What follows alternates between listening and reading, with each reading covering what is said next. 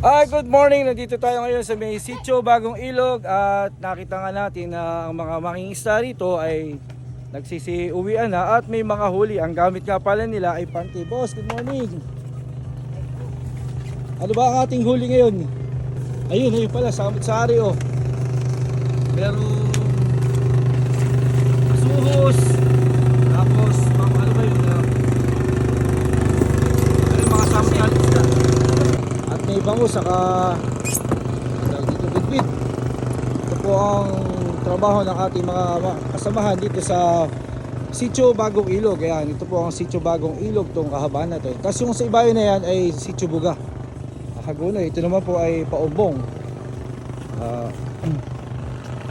Pare, anong oras sila umuubang?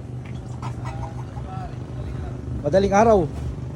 Tapos diretso pan daw dito na pagpinan daw, dito na tatanggalan. Di ba sa dagat tinatanggalan? Doon na tinatanggalan Ito ba pare gamit nila pang-pante? Di pare.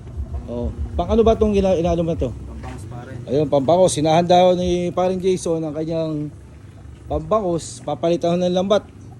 At para pagdating ng mga tag-ulan ay meron silang panggamit. Ito, may bago siyang ito ang gamit niya na bagong lambat. Matang ano ba pare? 7? Size media. Medyo malaki-laki mahuli dito sa size media. Ito po ang hanap buhay ng mga taga Sitio Bagong Ilog. Ito po masisipag yung mga tao dito sa dagat po na ang kinabubuhay po nila is dito sa pangingisda sa dagat o sa ilog. Halos isang kulero ang huli nila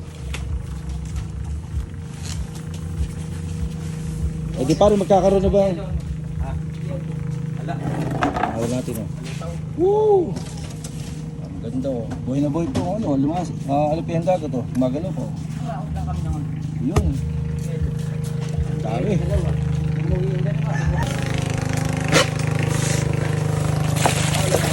Dami. Sariwa, may yelo.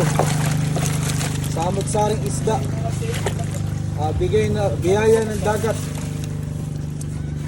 Samut-saring isda, biyaya ng dagat dito sa bayan ng Hagonoy at Paumbong.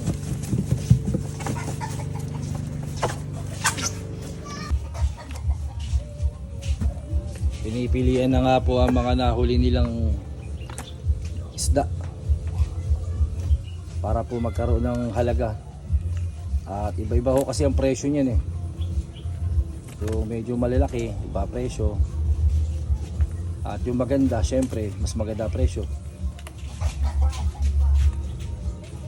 Ito nga pala yung isdang bikaw. Ito naman ay alugasin. At ito ay asuhos. Yung mahabang uso. Meron din sila nakuha ang hipon at saka isdang dapa. Ito ay bakoko. Bakoko ba? Tama pala, bakoko. At alimasag. Yan po, saka may alupihan dagat pa. Ito po ang biyayang dagat. Biyaya ng dagat. Sige po, hanggang dito na lang. Salamat! Salamat!